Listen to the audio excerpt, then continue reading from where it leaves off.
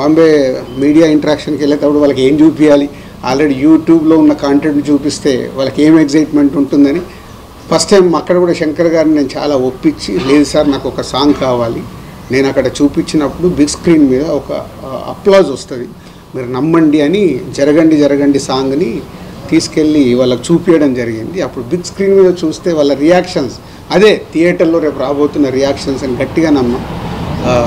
So ఆ media company అక్కడ చూపించడం జరిగింది. సో వాళ్ళ దగ్గరికి వెళ్ళి వచ్చిన దాని ప్రకారం రేపు సాంగ్స్ కూడా శంకర్ గారి పాటలు మన అందరికీ తెలిసిందే. థియేటర్లో చూసినప్పుడు ఆయన విజువలైజేషన్ కానీ ఆ గ్రాండియర్ కానీ 75 crores పాటల మీద స్పెండ్ చేశాం గేమ్ చేంజర్కి. సో రేపు అవి అద్భుతంగా స్క్రీన్ మీద కనిపించబోతున్నాయి. సో 2 hours 42 minutes 43 minutes డ్యూరేషన్లో సినిమాని శంకర్ గారి ఫస్ట్ సినిమా అంటే ఇంత 3 గంటలు 10 నిమిషాలు ఉంటాయి ఆయన సినిమాలు, ఆయన చెప్పే కథ ప్రకారం. సో అలా ఎక్కడ కూడా ఆడియన్ని ఆగనివ్వకుండా ఎలా పరిగెత్తాలి, ఎలా వాళ్ళతో విజిల్స్ కొట్టియాలి, ఎలా వావ్ అనిపించాలి ఆయన టార్గెట్ పెట్టుకొని చేసిన సినిమానే. సో ఇది 10th రోజు ఐఎమ్ ఎక్స్పెక్టింగ్, నా ఎగ్జైట్మెంట్ మై కమ్బ్యాక్ ఫిలిం లాగా నేను దీన్ని చూస్తున్నాను. సో దీంతోపాటు సంక్రాంతికి వస్తున్నాం. మీ అందరూ అయితే సంక్రాంతికి వస్తున్నాం, మీరు ఆల్రెడీ ప్రేక్షకులు కానీ ఇండస్ట్రీ కానీ ఈవెన్ మీడియా మిత్రులు కానీ అది సూపర్ హిట్ అంటున్నారు. సో ఎస్, అది మీరు ఎలా అయితే అనుకుంటున్నారో అది 100% సూపర్ హిట్ ఫిలిం. సో 2 సినిమాలతో ఆ cinema is credit గోడ్స్ only Anil Ravipudi.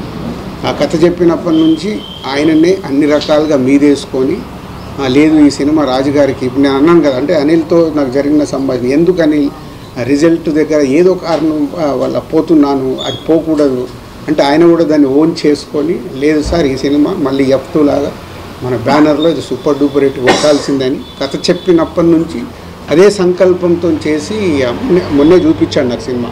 2 hours 20 minutes duration, like F2 ఎలా అయితే ప్రేక్షకులు ఎంజాయ్ చేశారో అలా ఈ సినిమాని సంక్రాంతికి వస్తున్నాం కూడా ఈజ్ అ బిగ్ హిట్ కాబోతుంది.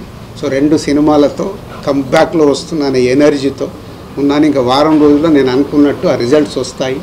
తెలుగు ప్రేక్షకులు ఆ సినిమాల్ని ఎక్కడో ఉంచుతారు, సక్సెస్ఫుల్గా ఒక లెవెల్లో ఉంచుతారు.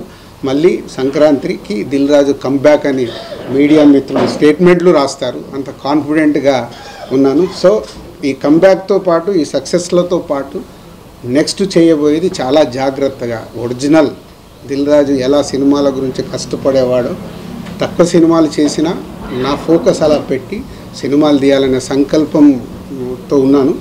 అది మీ ద్వారా మీకు తెలుగు ప్రేక్షకులందరికీ చెప్పాలని. అంటే గేమ్ చేంజర్ ఈవెంట్ రోజు నాకు ఎక్కువ మాట్లాడటానికి కూడా ఆ రోజు సమయం లేకపోవడం వల్ల అక్కడ ఉన్న క్రౌడు, అప్పటికే పోలీసు వాళ్ళు బ్యారికేడ్స్ అన్నీ ఇరిగిపోతున్నాయి సార్, కష్టమైపోద్ది అంటే హరియప్ చేశాం.